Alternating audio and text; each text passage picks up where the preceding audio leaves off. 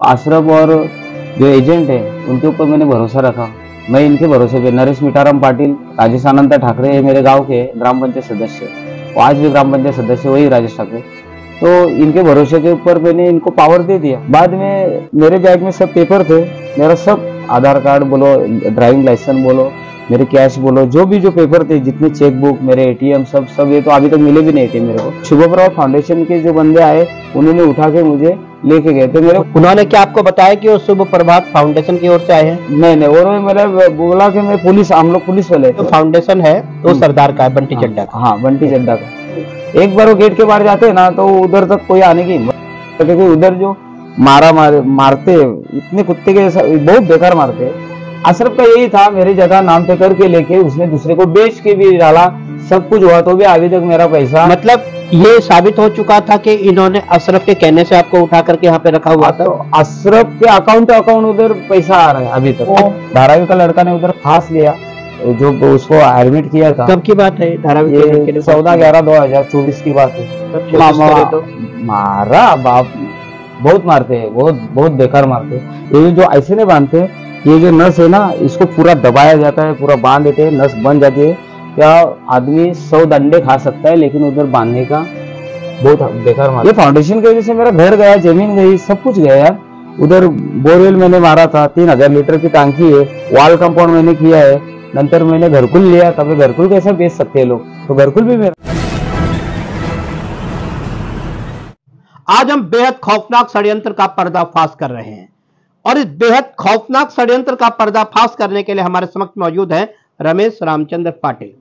रमेश रामचंद्र पाटिल का दावा है कि अशरफ नामक एक शख्स के द्वारा उनकी लगभग 1.25 करोड़ की संपत्ति को हड़पने की मंशा से न सिर्फ लगभग 2 साल पहले उनका किडनैप किया गया, बल्कि जबरन उन्हें एक नशा मुक्ति केंद्र में भर्ती करवाया गया, और लगभग 2 साल 2 महीने तक इनके साथ न सिर्फ अमानवीय व्यवहार हुआ, बल्कि इन्हें खूब प्रताड़ित भी किया गया, और इस दौरान इनके हाथ से वह 1.25 करोड़ की संपत्ति भी निकल गई। वह मामला क्या था, तो षड्यंत्र क्या था, वह साजिश क्या थी, और नशा मुक्ति केंद्र की इस सारे मामले में क्या भूमिका थी, और वह अशरफ आखिर कौन था? तमाम सवालों का जवाब जानने के लिए आइए बात करते हैं रमेश रामचंद्र पाटिल। रमेश जी नमस्कार। सबसे पहले आप ये बताइए, आप रहते कहाँ पे हो? मैं रहता हूँ दुगाड़ फटा मानिवली गांव में। मेरे मानिवली गांव में है जगह जमीन, थोड़ा सा 2017 से थोड़ा सा मेरा ये था, तो मेरा जो संभाल कर रहा था वो आंबिवली का जो दशरथ माधु पाटिल, बजरंग दल अध्यक्ष निवाली नाका का उधर है, उधर के सब मेरा कर रहे थे। तो इधर आया मैं, तो सब हमारी सामायिक जमीन थी, वो मेरे नाम पे थी। तो अशरफ और जो एजेंट है उनके ऊपर मैंने भरोसा रखा। ये कब की बात है? 2-2.25 साल पहले की बात है? 1/12/2022 की बात। हाँ, इन्होंने मेरे से पावर ले लिया। मैं इनके भरोसे पे नरेश मिठाराम पाटिल, राजेश आनंद ठाकरे है मेरे गांव के ग्राम पंचायत सदस्य, वो आज भी ग्राम पंचायत सदस्य वही राजेश ठाकरे।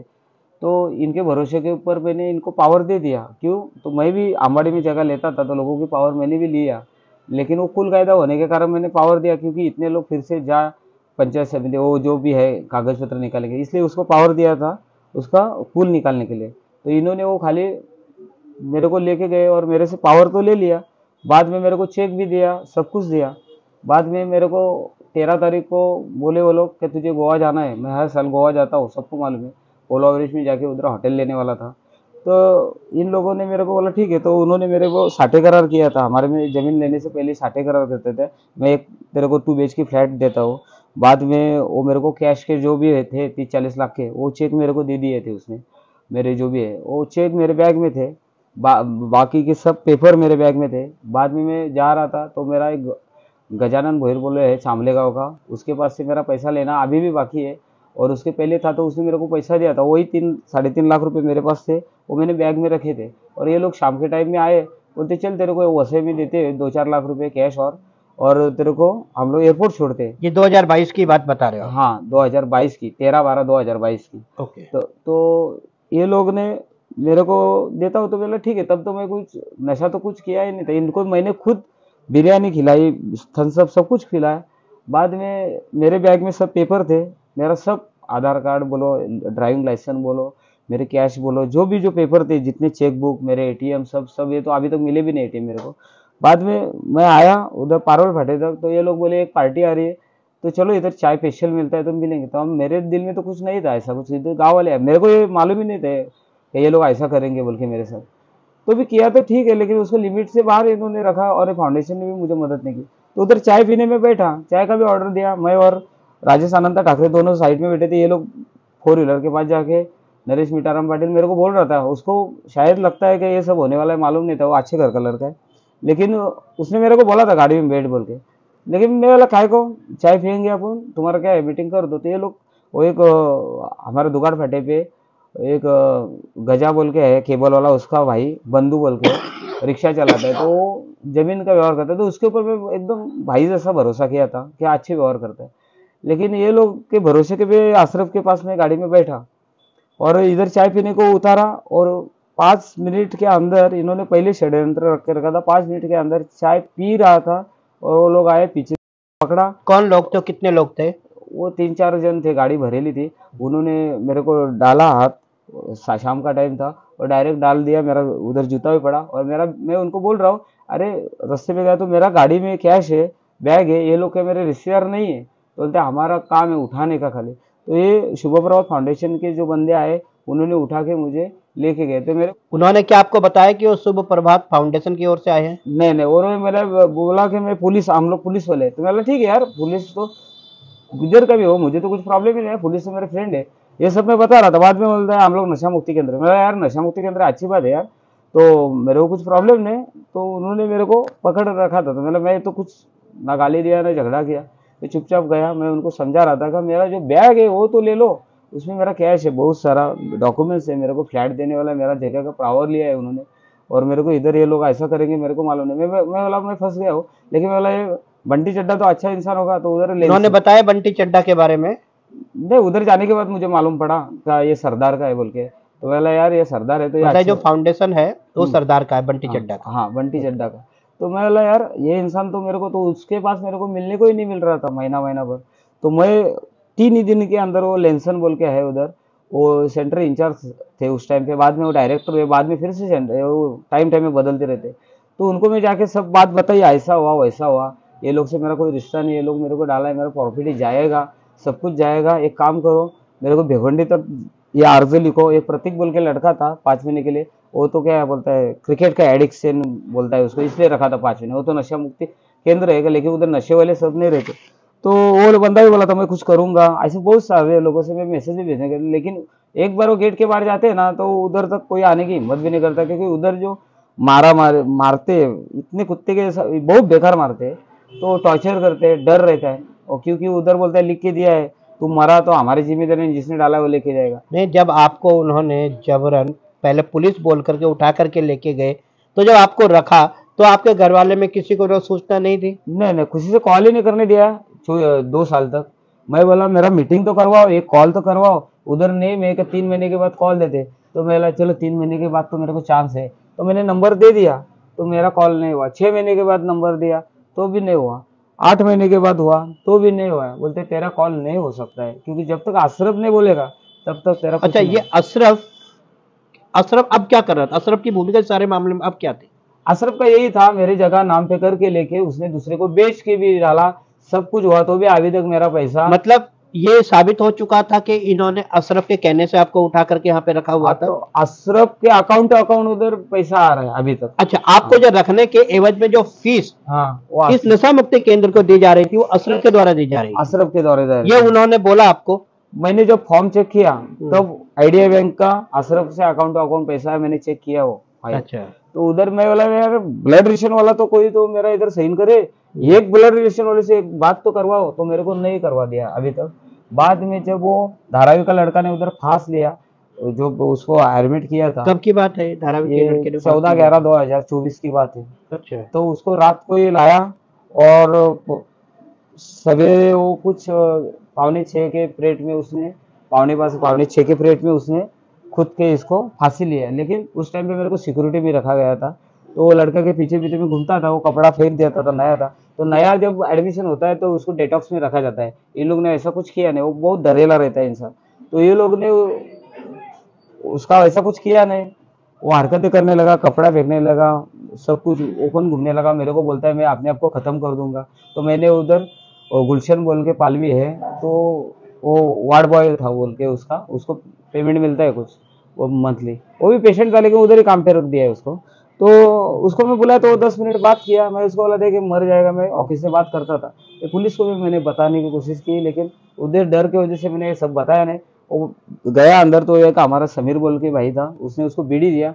बीड़ी पीते पीते अंदर गया और बाद में उसने लॉक लगाया और 2-3-5-6 मिनट हो गए। तो मेरे को डाउट है कि नया बंदा है, बहुत इसमें मर जाऊंगा, लेकिन इतने से बाथरूम में कैसा करेगा। तो उसने अपने खुद की बॉडी निकाल के अपना गल फांस लिया।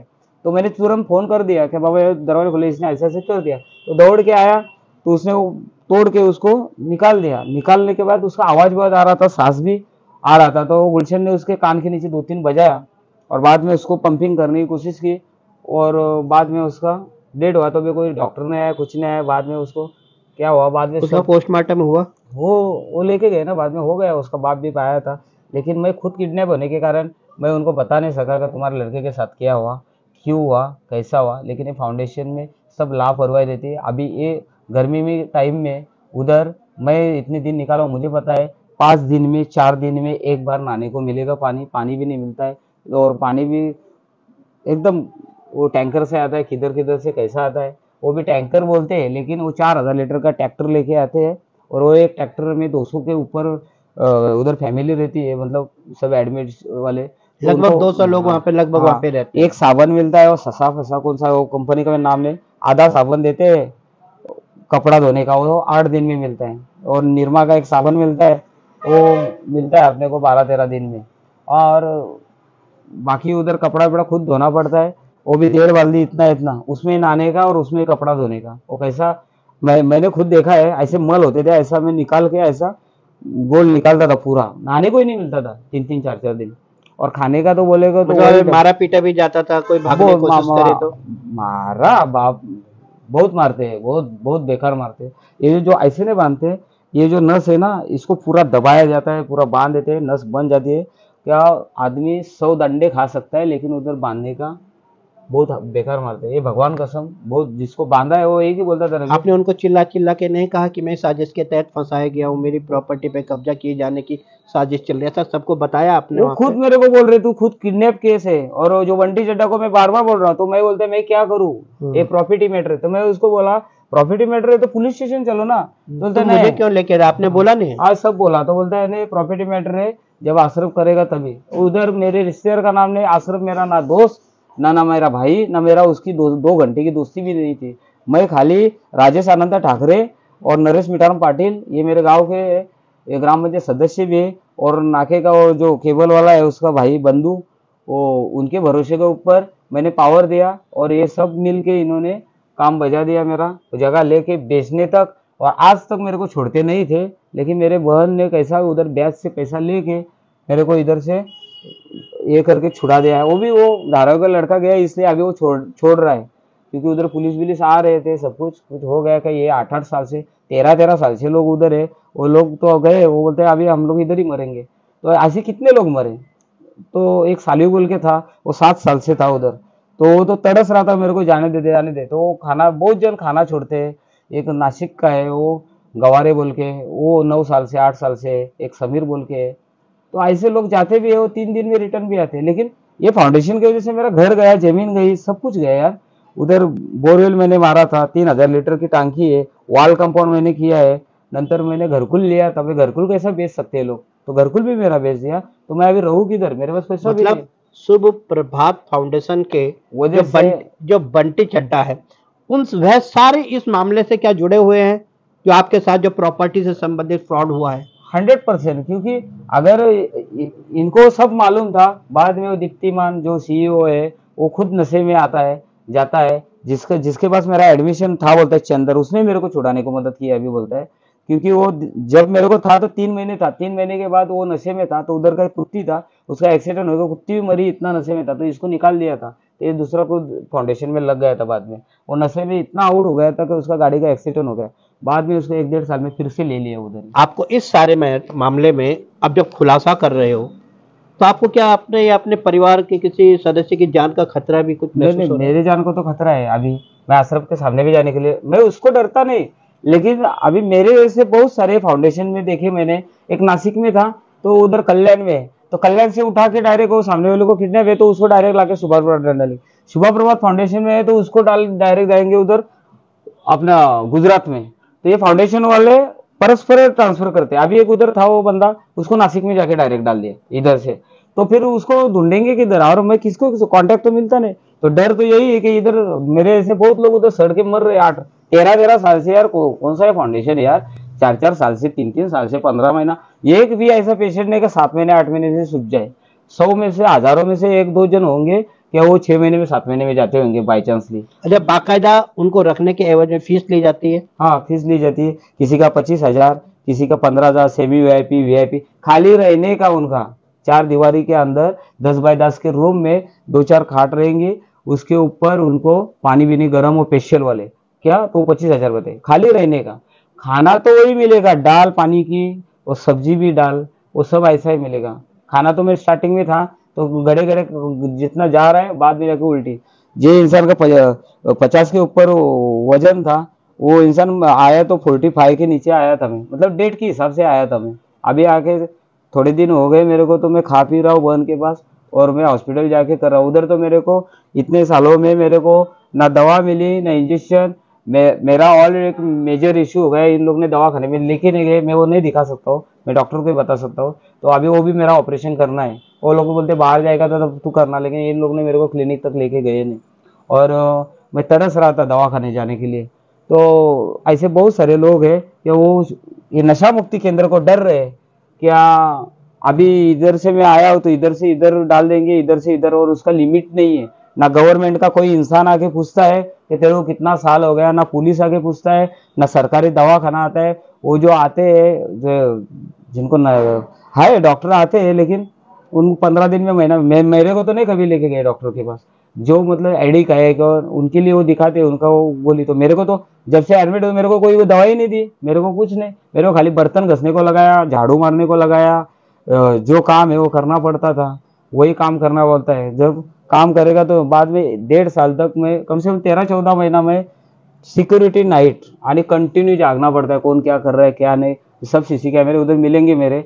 तो मैं 14 महीना उधर सिक्योरिटी किया, इतना भी सो भी नहीं सकता था। जैसा कि और अगर आप ये उनका कहना ना मानो तो फिर खाट को बांध दिया जाएगा ना, मारते जाएंगे और क्या करेंगे।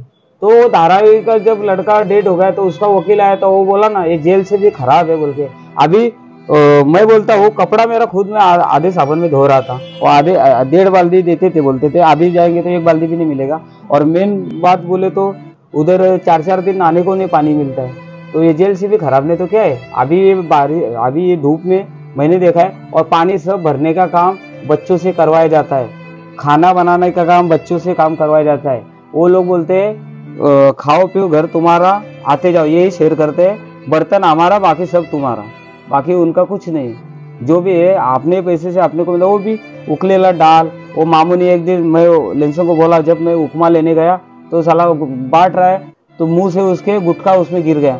तो मैं बोला लेंसों बाबा ये क्या है, तो बोलते फेंक दे दूसरा ले। तो मैं कैसा खा सकता हूँ यार, मुंह में मेरा उसका गुटखा गया यार, ये तो हकीकत बात है। तो ये लोग बांटते समय में गुटखा खा रहे।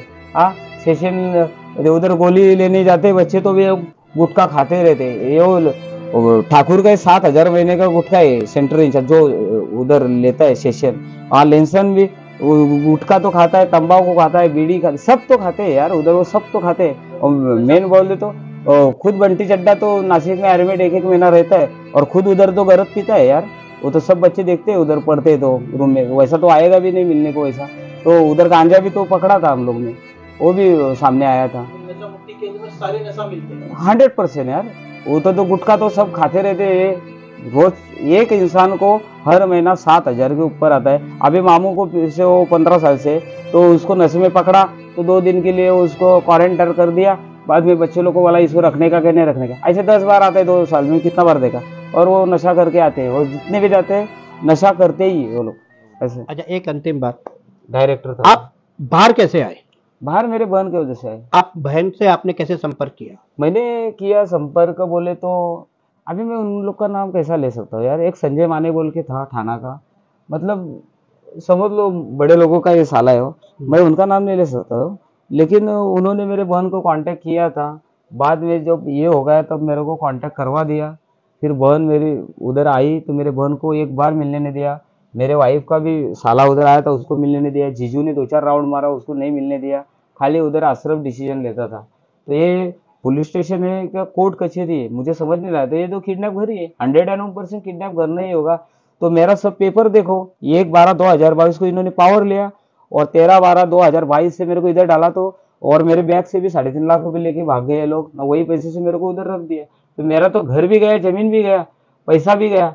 और मैं तो रोड पे आ गया। अभी अशरफ तो अच्छे से गाड़ी में घूम रहा है, अभी मैं किसके पास जाऊंगा। आपने देखा कि किस तरह से इनके साथ जो षड्यंत्र किया गया, उस षड्यंत्र में न सिर्फ अशरफ बल्कि बंटी चड्ढा का भी इन्वॉल्वमेंट नजर आता है। इन्हें सिर्फ प्रॉपर्टी के चलते अमानवीय व्यवहार इनके साथ जो किया गया, जो इनके साथ जो स्थिति पैदा हुई, वो काफी खौफनाक थी। और यकीनन जो भी इनकी स्थिति को सुनेगा उसके रोंगटे भी खड़े हो जाएंगे। वही अब सवाल ये उठता है कि अब आप आगे क्या करना चाहते मैं तो अभी पुलिस स्टेशन मांडवी में भी केस करूंगा, कोर्ट में भी जाऊंगा, जितनी हो सके हैं? उतनी। आप किस किस के खिलाफ मामला दर्ज करना चाहते हो? मैं अशरफ के ऊपर भी करूंगा और शुभ प्रभात फाउंडेशन के ऊपर, प्रीति चड्ढा के ऊपर भी और ये बंटी चड्ढा के ऊपर भी। और उनके जो सीईओ है प्रीति कौन, दीप्तिमान कौन और लेंसन लेंसन तो मुझे समझा रहा था, खुद बोल रहा था कि नहीं इनके ऊपर केस कर ही तू, तेरा सब लूट लिया। नंतर वो जो ठाकुर बोल के है वो भी बोल रहा था आके मेरे सामने, सबके सामने गाली दे रहा था, उनके कीड़े पड़ेंगे, उन्होंने तेरे को बर्बाद कर दिया, तेरा खा लिया। मैं बोला फिर तुम क्यों रख रहे हो, मेरे को निकाल दो। भगाने के लिए मेरे को भरपूर बहुत जन मेरे को मदद कर रहे थे भागने के लिए, लेकिन मैं भागू क्यों, मैं जाऊंगा तो फिर क्या बताऊंगा किधर था मैं। मेरे को तो ये सर्टिफिकेट मांगता था, तो अभी मैं बता सकता हूँ इतना महीने से इसने रखा। उन्होंने आपको सर्टिफिकेट दिया है? हाँ अच्छा, वो दिया है ना, इधर है ना सर्टिफिकेट। तो अभी जो भी है आपके माध्यम से और जो मेरे है दोस्त वो लोग अभी मदद कर रहे हैं, इधर उधर से मैं पैसा लेके अभी घूम रहा हूँ फिर रहा हूँ, फिर और क्या कर सकता हूँ मैं। आपने देखा कि किस तरह का ये षड्यंत्र था और जिस षड्यंत्र का पर्दाफाश अब हो चुका है। और हमारी एक खबर सामने आते ही यकीनन पुलिस प्रशासन भी इसको संज्ञान में लेगा, ऐसी उम्मीद की जा रही है। और मीरा बैंदल वसई विरार पुलिस आयुक्त के द्वारा भी इस मामले को कब संज्ञान में लिया जाएगा, इस षड्यंत्र से संबंधित जो भी दोषी हैं कब उनके खिलाफ कार्रवाई होगी, और साथ ही रमेश पाटिल को कब न्याय मिलेगा, तमाम सवाल जो सामने हैं उन सवालों का जवाब कब मिलेगा, यह तो देखने वाली बात है।